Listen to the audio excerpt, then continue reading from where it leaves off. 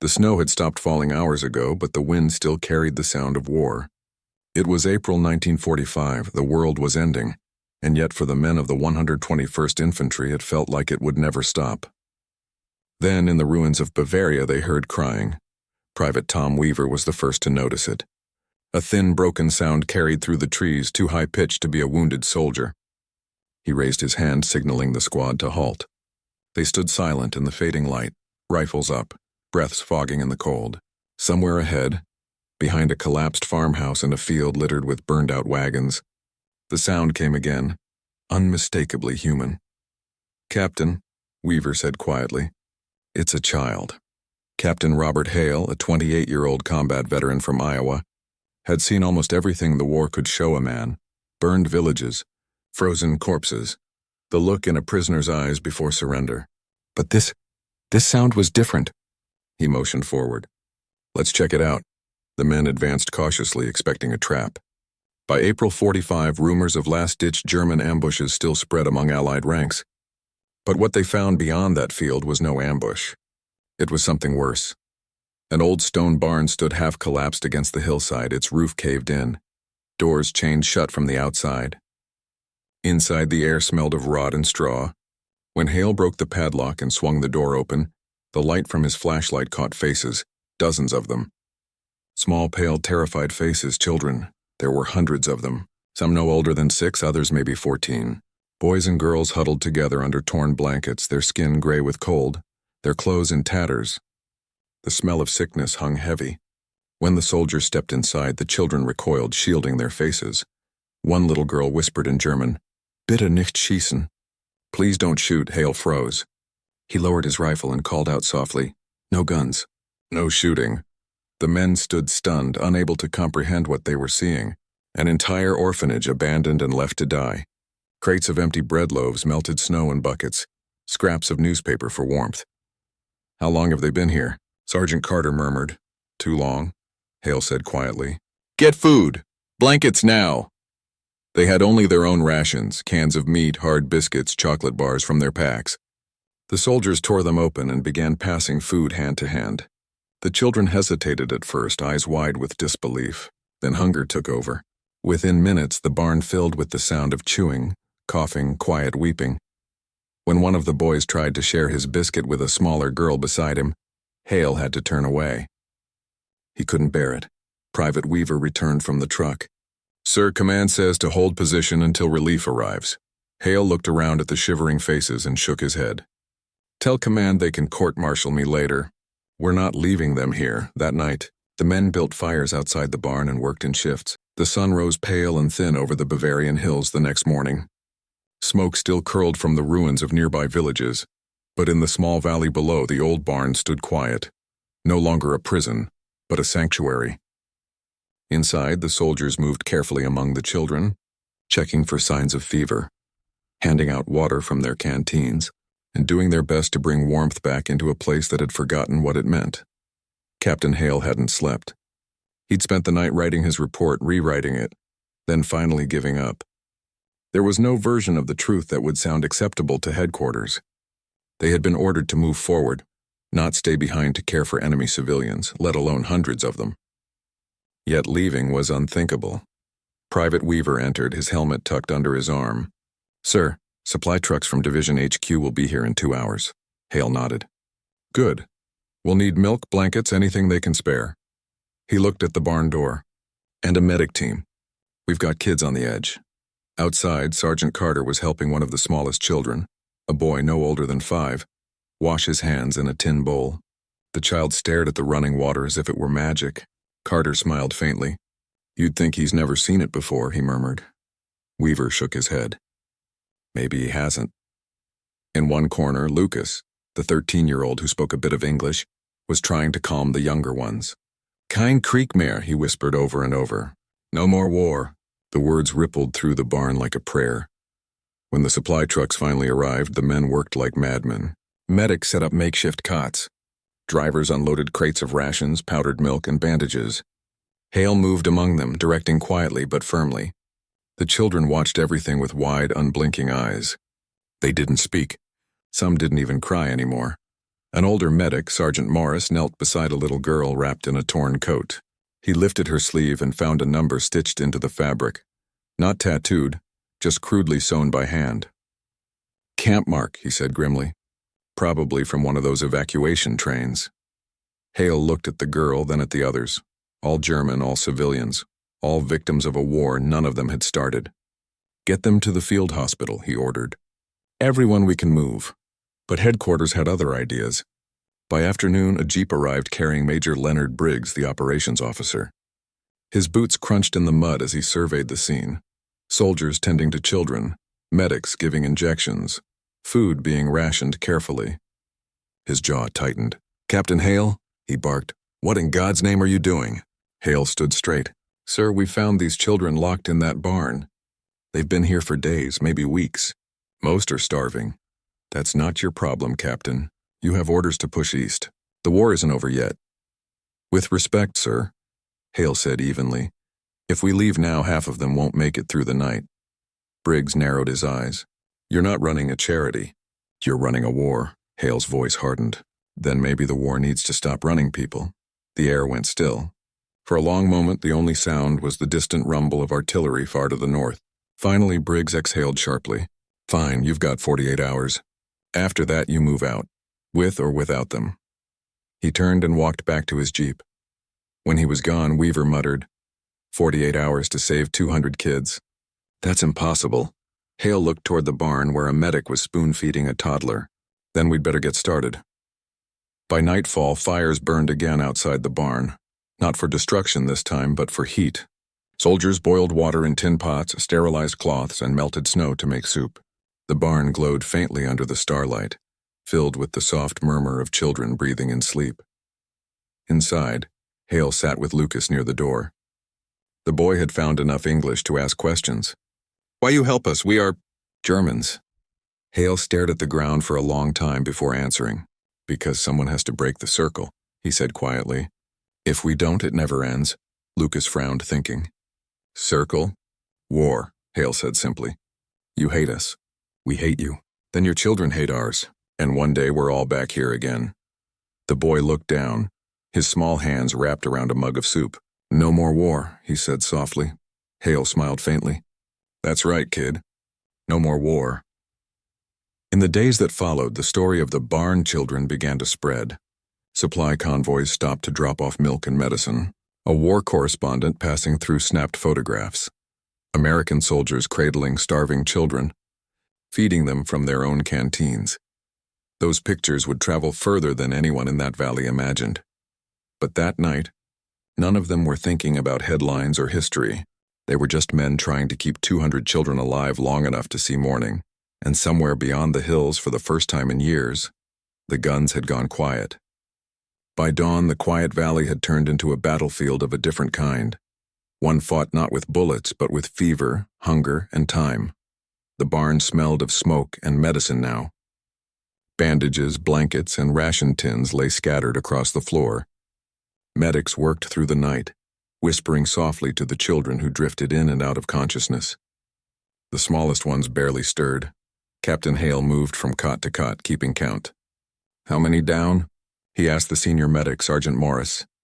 17 too weak to stand, sir," Morris said grimly. "Another 20 with infection. We're running low on penicillin." "Use what's left," Hale said. "If HQ wants an explanation, they can get one from me." Outside, the soldiers had built a crude field kitchen. Smoke rose from barrels of boiling water and coffee pots balanced on steel helmets. Private Weaver stirred soup made from canned meat and potatoes. Not much, but enough to keep the children warm. Every few minutes he glanced at the barn door, half expecting orders to pull out. Instead, reinforcements arrived. A small truck rumbled up the road carrying supplies and a Red Cross nurse, Corporal Evelyn Hayes, a young woman with a soft voice and eyes that never stopped moving. She stepped down, surveying the scene with quiet disbelief. "Good Lord," she whispered. "They're just kids," Hale nodded. "That's what I've been trying to tell them." She set her bag down and rolled up her sleeves. "Then let's start saving them." For hours she worked beside the soldiers, dressing wounds, checking pulses, and whispering words of comfort in broken German. The children clung to her like she was something from another world, gentle, steady, safe. Hale noticed how even the most frightened ones calmed when she touched their foreheads. In one corner, Lucas tried to translate. "She says no pain now," he told the younger children, repeating it until their breathing eased. By noon, the first snowflakes began to fall again. The temperature dropped sharply, and the fires outside hissed in the wind. Hale ordered every truck tarp and canvas sheet brought in to cover the cracks in the walls. "No one dies from the cold today," he said. But despite their efforts, two of the smallest children didn't make it through the afternoon. One was a girl with golden hair and a wooden toy clutched in her hand. The other, a boy no older than 3, simply stopped breathing while asleep. When Morris covered them with a blanket, silence fell over the barn. The soldiers stood still, helmets in hand. Hale didn't speak. He didn't have to. Corporal Hayes turned away, tears streaking her cheeks. "We were too late," she whispered. Hale's voice was low, steady. "Then we make sure we're not too late for the rest." Word of the tragedy reached Major Briggs before sunset. His jeep rolled up the hill, tires crunching over frozen dirt. "Your time's up, Captain," he said the moment he stepped out. Hale stood his ground. "We lost 2 today. The rest are stabilizing." Briggs's eyes flicked toward the barn. "You're risking court-martial." "Then so be it," Hale replied. "If disobeying an order means saving children, I'll take the punishment." The major's jaw tightened. For a moment he looked ready to explode, but then he stopped. His gaze lingered on the barn door, the faint sound of children coughing behind it. Finally he said, "You've got 24 more hours." "That's it," Hale nodded once. "That's all we need." That night the soldiers worked without rest. Weaver and Carter rotated shifts, feeding the smallest ones spoonfuls of broth. Evelyn Hayes moved like a ghost through the aisles of makeshift beds, checking for fevers and murmuring lullabies she half remembered from childhood. One boy, barely 12, woke in the middle of the night screaming in German, reliving something too horrible to name. Hale rushed over and held him until the shaking stopped. When the boy finally fell asleep again, Hale sat there for a long time staring at the shadows on the wall. He realized then that he couldn't tell where duty ended and decency began. Maybe they were the same thing. By morning, the first signs of recovery appeared. The children's color began to return. A few even smiled. Lucas translated their gratitude in halting English. "They say, you saved them." Hale shook his head. "No," he said quietly. "We just gave them time." That day, a military photographer arrived, a quiet corporal named Daniel Reeves. He moved through the barn, capturing images of soldiers feeding children, of Evelyn's hands bandaging small wrists, of Hale kneeling beside a cot with a look that was equal parts exhaustion and defiance. Photograph and a soldier giving his rations to a starving child and would later appear on front pages across the world. But in that moment, no one cared about newspapers. The men just worked, and somewhere between exhaustion and hope, Captain Hale realized something he'd never understood in combat, that courage wasn't just facing bullets. It was refusing to turn away when compassion demanded you stay. 2 days later, the snow had melted into a thick gray slush. The barn still stood, now patched with canvas and lined with warmth. Most of the children were awake, sitting up, eating, even laughing faintly.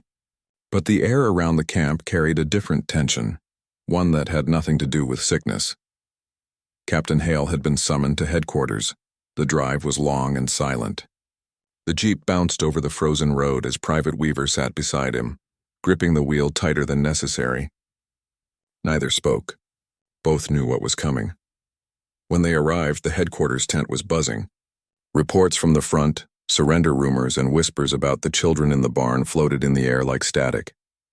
Hale stepped inside, saluted, and waited. Major Briggs stood at the center of the room, flanked by 2 colonels and a typewriter clerk. His face was unreadable. "Captain Robert Hale, 121st Infantry," he said formally. "You're aware of the charges against you?" "Yes, sir," Hale replied. "Disobeying direct orders, endangering your company's schedule of advance, diverting supplies without authorization." "Yes, sir." "Do you deny any of it?" "No, sir." Briggs studied him for a moment, then sighed. "You realize what you've done, Captain? We're still at war. Your job was to secure positions, not run an orphanage." Hale met his eyes evenly. "With respect, sir, those children were dying." "We couldn't walk away." One of the colonels leaned forward. "You let sentiment override command. That's not leadership." Hale's voice stayed calm, but it carried steel. If leadership means ignoring suffering, then maybe we've been fighting the wrong kind of war. The room went silent. Even the clerk's fingers froze over the typewriter. Briggs's expression shifted. Not anger, but something closer to uncertainty. He turned away, pacing slowly. "Captain," he said finally, "you've caused a public relations storm." A war correspondent submitted photographs. Children starving, American soldiers feeding them. "They're already on their way to London. Command wants answers." Hale blinked. "Photographs?" Briggs nodded. "Your little act of mercy might make you a hero or a scapegoat. Depends on who reads the headline first."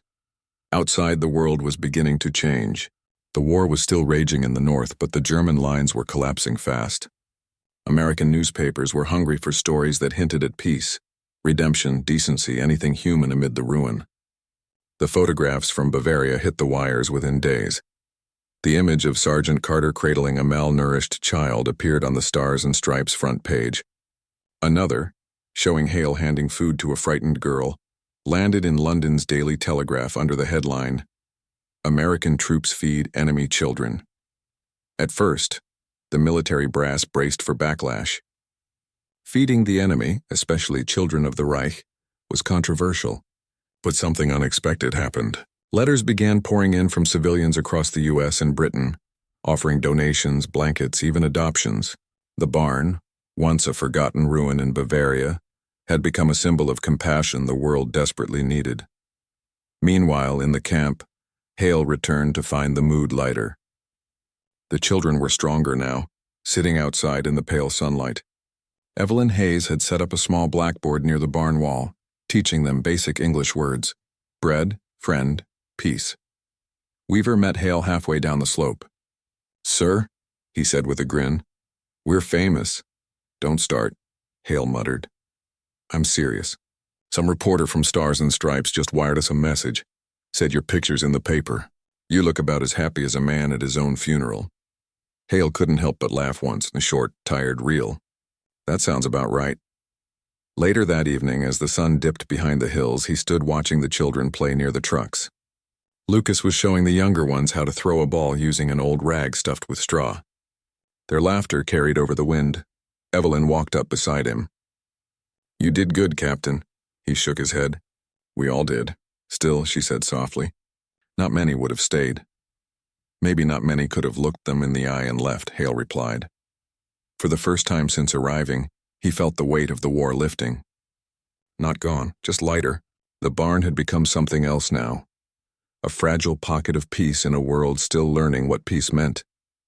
The next morning, a radio message arrived from headquarters. It was brief, unsigned, and carried no formal reprimand. It read simply, "Orders postponed. Continue humanitarian operations until further notice." Hale stared at the paper for a long time, then folded it into his jacket. The war was ending, though no one had said it yet. That night, as the campfires flickered and the children slept in warmth for the first time in weeks, Hale sat with Weaver and Evelyn outside the barn.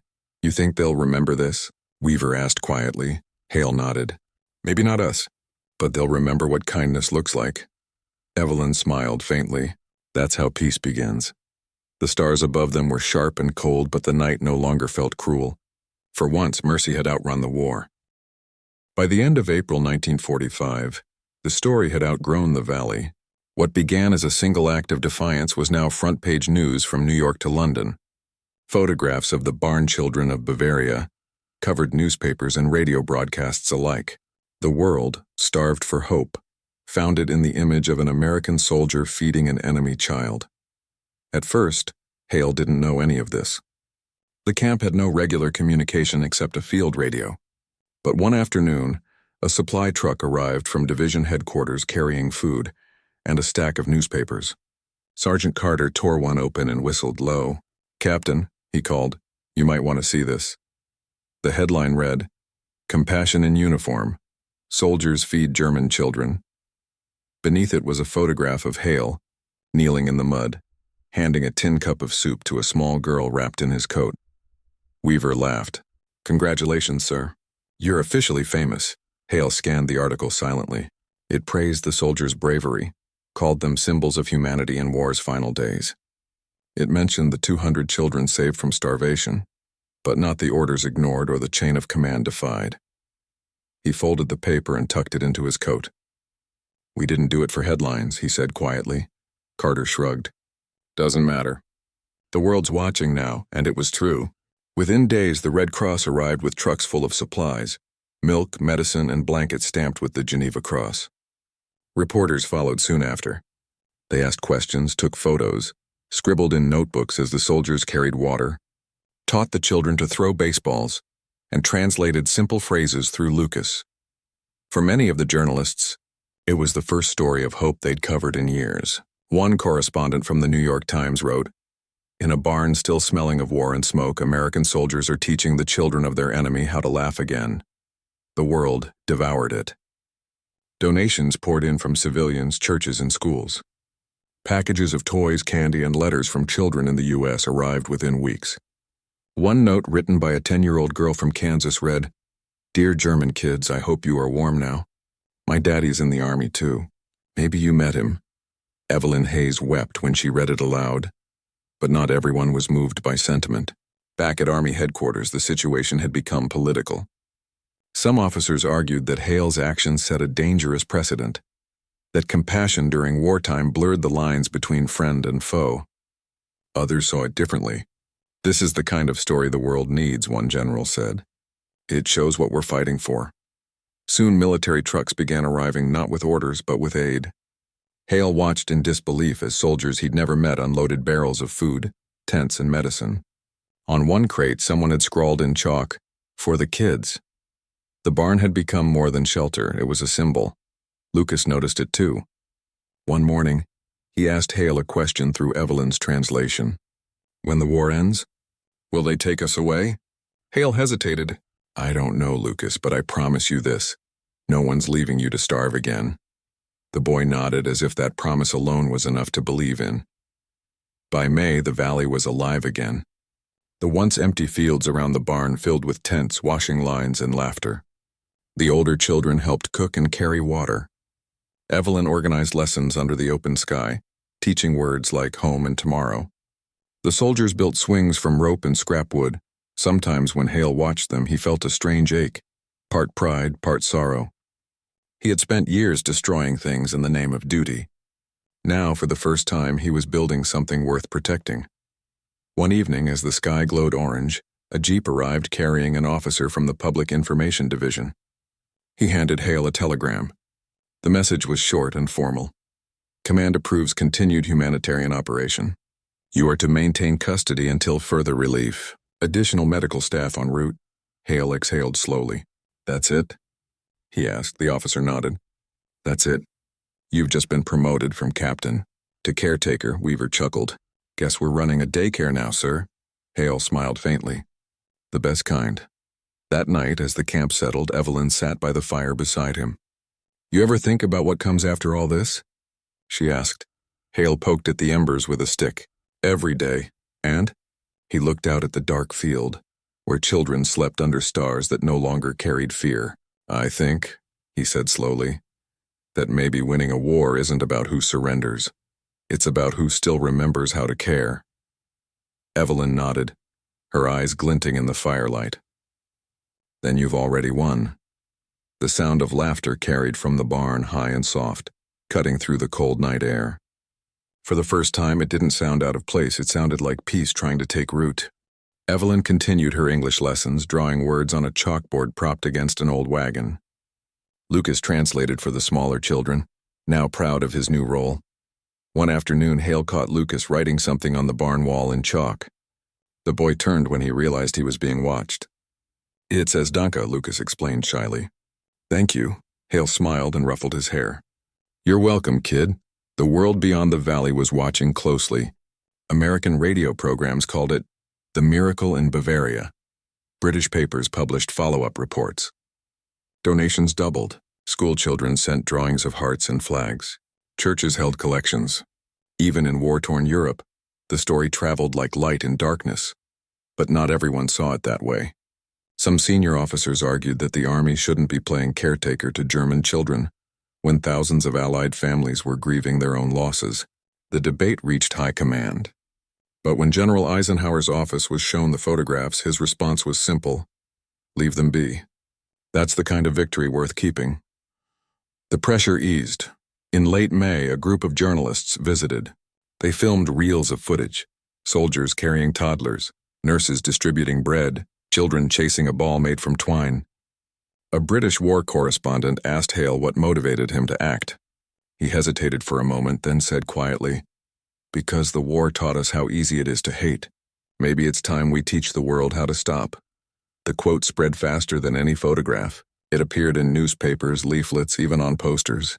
Suddenly, the barn children were no longer just survivors. They were symbols. Still, the work continued. The camp became a living classroom for kindness. Every morning began with the same ritual: Evelyn leading the children in a song she had taught them. "You are my sunshine." Their accents mangled the words, but the melody carried perfectly. Soldiers paused their duties to listen, some smiling, some quietly wiping their eyes. As summer approached, Hale finally received new orders: transfer to Head Q by mid-May. The war in Europe was officially over.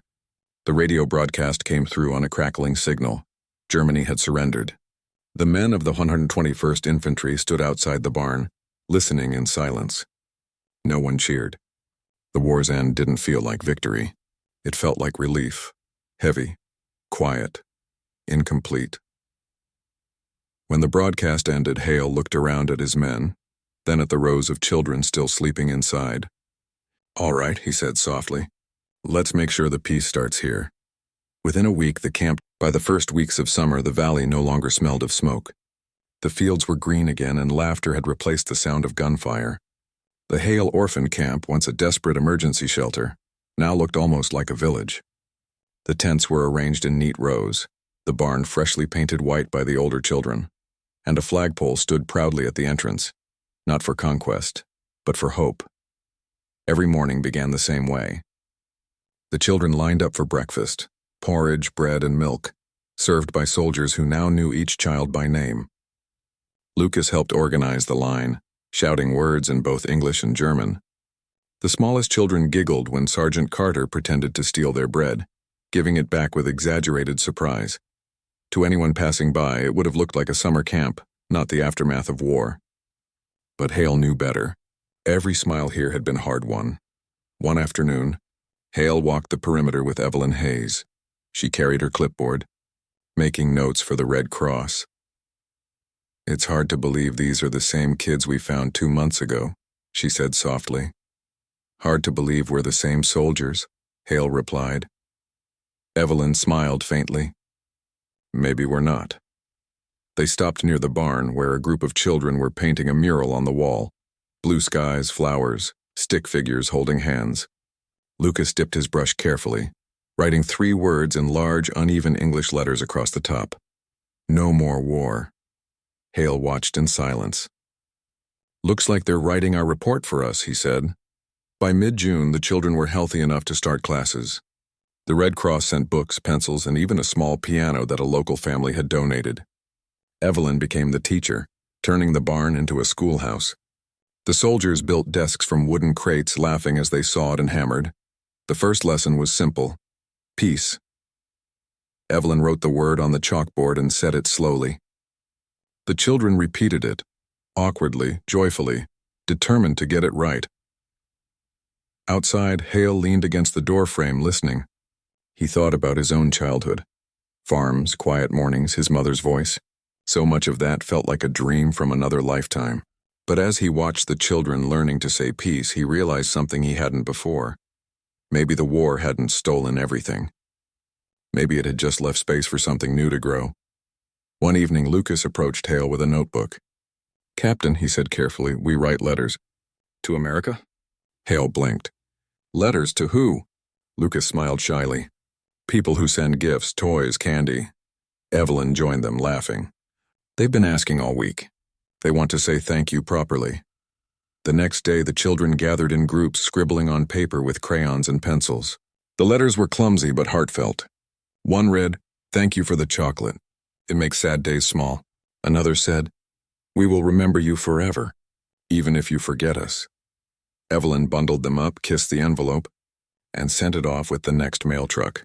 Weeks later, replies started arriving from American families, soldiers' wives, school children, even entire classrooms.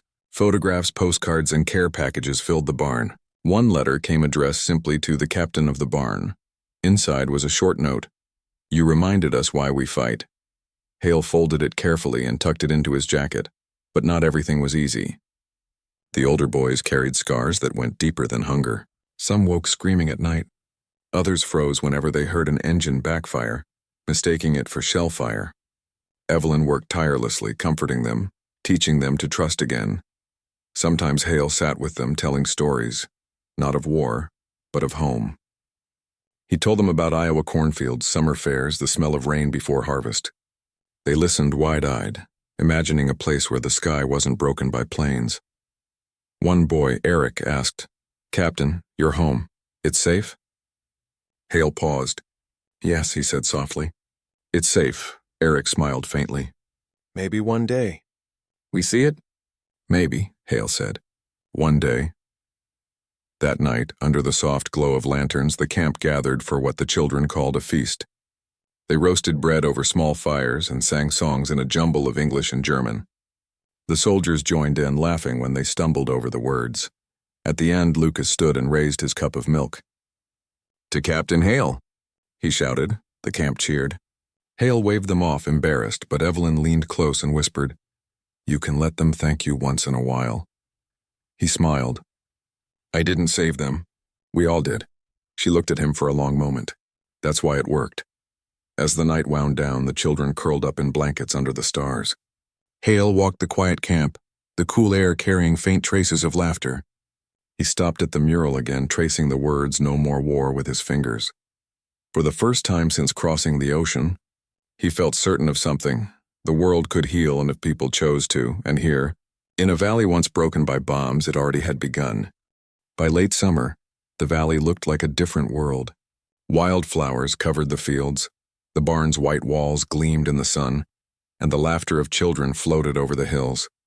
But with peace came a new kind of storm, one made of reports, orders, and bureaucrats. Captain Hale knew it the moment the convoy rolled in. 3 jeeps, 2 staff cars, and a truck marked with the insignia of the Allied Relief Administration. The officers who stepped out weren't soldiers hardened by months in the field.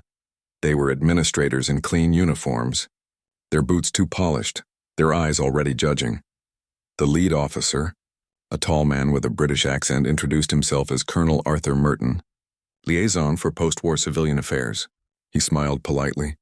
"Captain Hale, quite the operation you've built here. You've been the subject of considerable discussion in London and Washington." Hale returned the handshake warily. "We just did what needed doing." "I don't doubt that," Merton said. "But now we must determine what comes next." The phrase hit Hale like a warning shot. Merton and his team spent the day inspecting every corner of the camp, counting supplies, reviewing rosters, taking photographs. They spoke with Evelyn, the medics, even Lucas. By evening, Merton gathered everyone in the barn for a meeting. "These children," he began, "are to be processed for repatriation to German territories under Allied supervision. We will arrange transport within 2 weeks." The words dropped like a stone in still water. Evelyn's eyes widened. "Repatriation to where?" "Most of them have no homes left." Merton nodded stiffly. "That's unfortunate, but not our jurisdiction.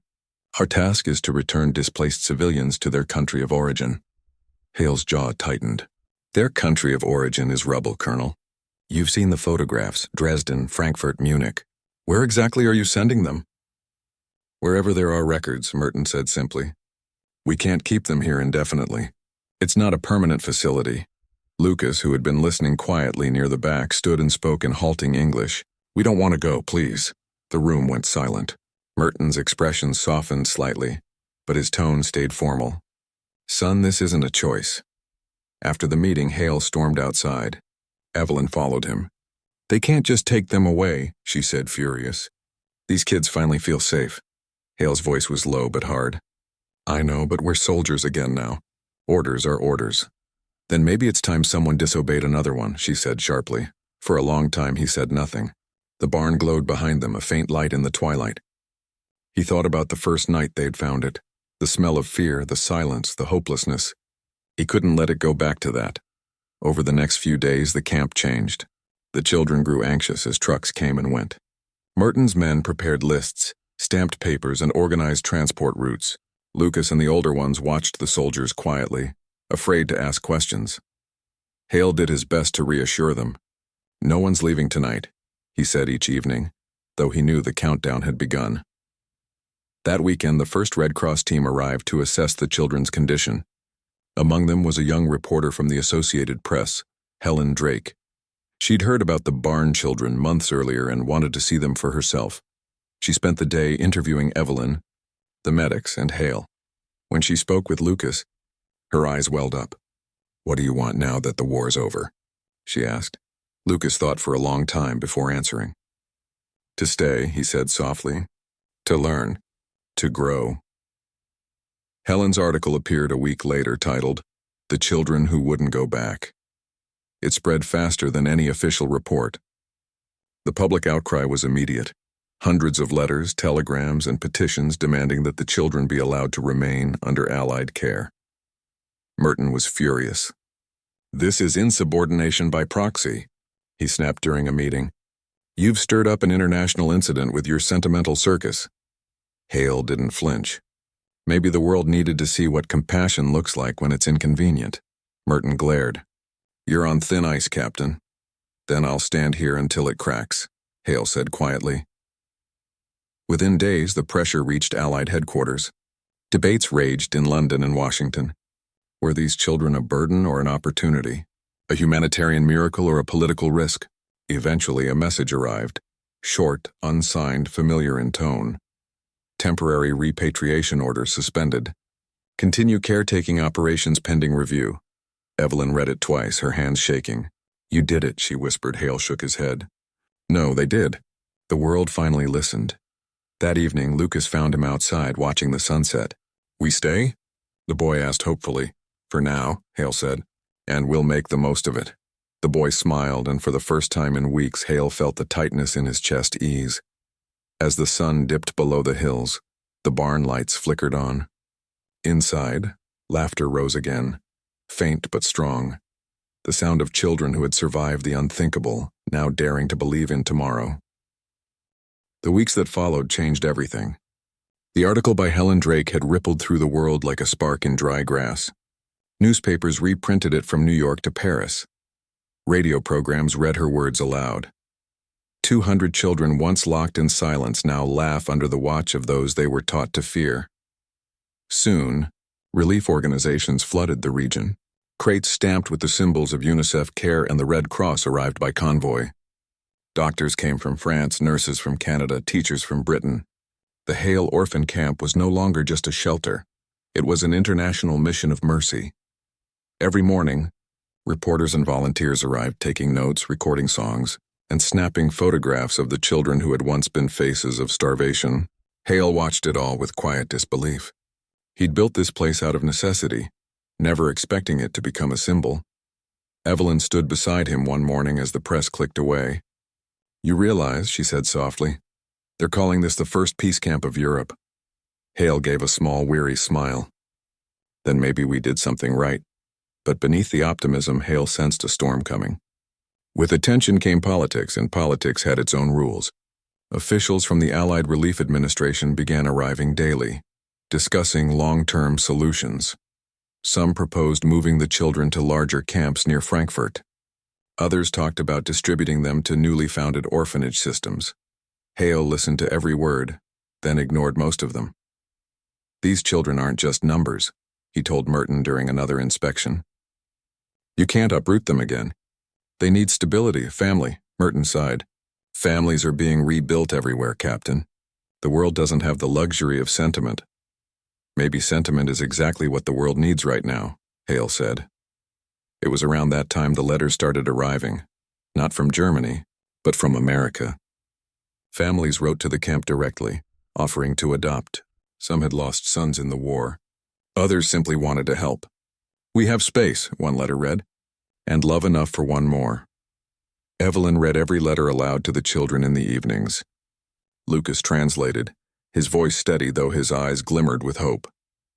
For the first time, some of the older children whispered about what after might look like. Soon, representatives from the Red Cross began organizing interviews and matching applications. The camp's small office filled with paperwork and photographs, smiling couples, white picket fences, farmhouses, and playgrounds. Hale reviewed each file personally, determined that no child would vanish into another kind of neglect. But the process tore at him. Every name he signed felt like a goodbye. One evening, Evelyn found him sitting alone by the fire, a stack of forms beside him. "You're sending them home," she said gently. "I'm sending them somewhere safe," he replied. "Same thing, maybe," she said softly. "For them, home is wherever someone waits." He looked at her, the firelight flickering in his eyes. "And what about us?" She smiled faintly. "We wait too."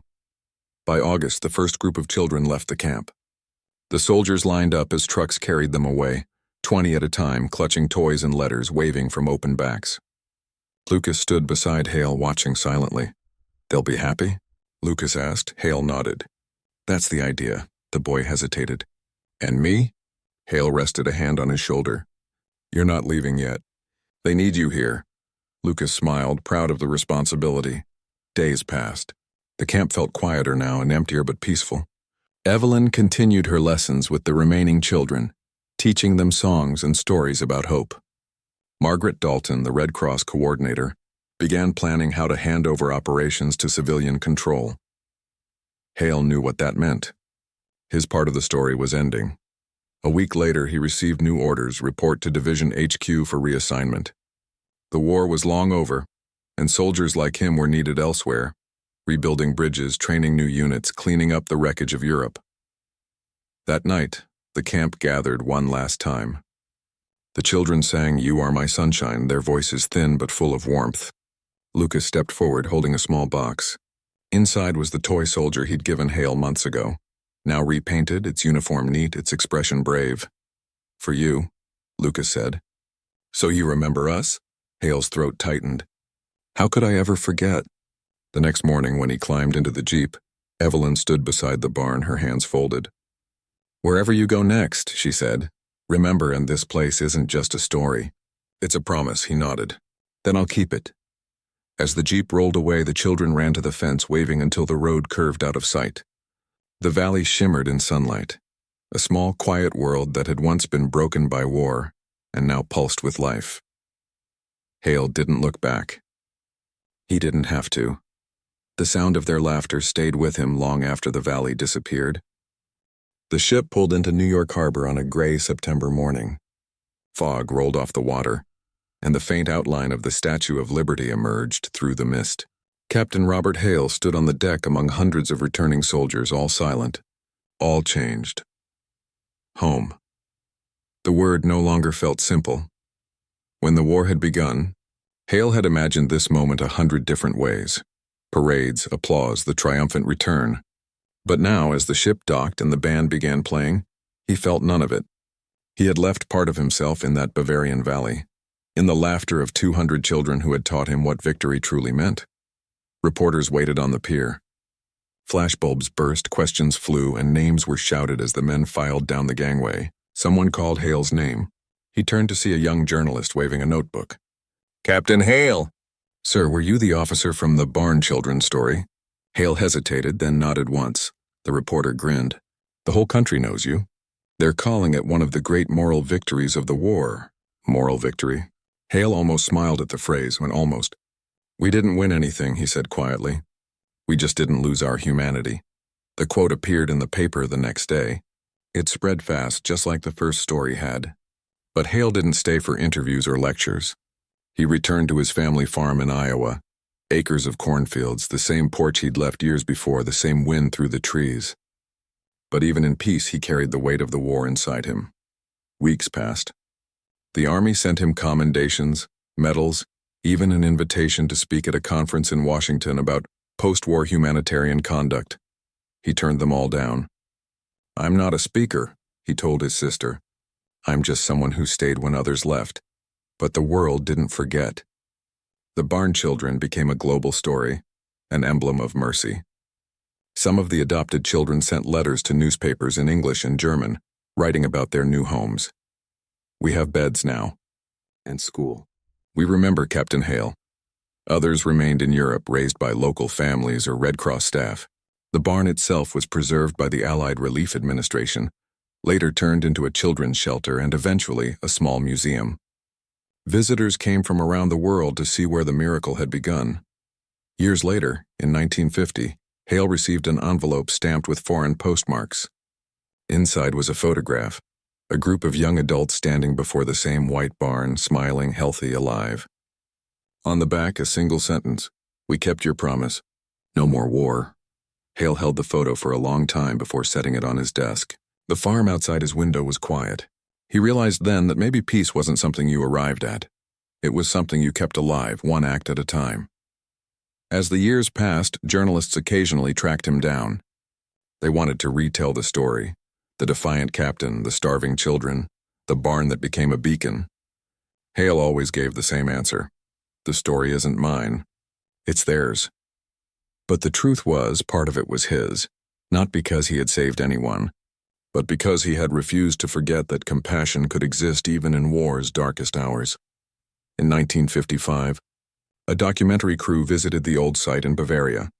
The camera panned across the valley, now filled with wildflowers and sunlight, and stopped on the barn's entrance. The mural painted by the children years earlier had faded, but the words "No more war" were still visible. The narrator's voice trembled as he read from Hale's original field report. "We found them starving, silent, and terrified. We gave them food, warmth, and a chance to be children again. That's all." When the film premiered in the U.S., audiences wept. Donations to post-war orphan relief surged overnight.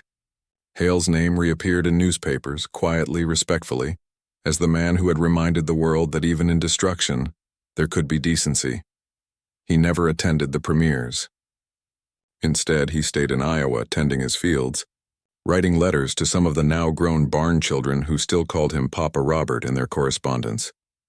In 1960, he received another package, this time from Lucas.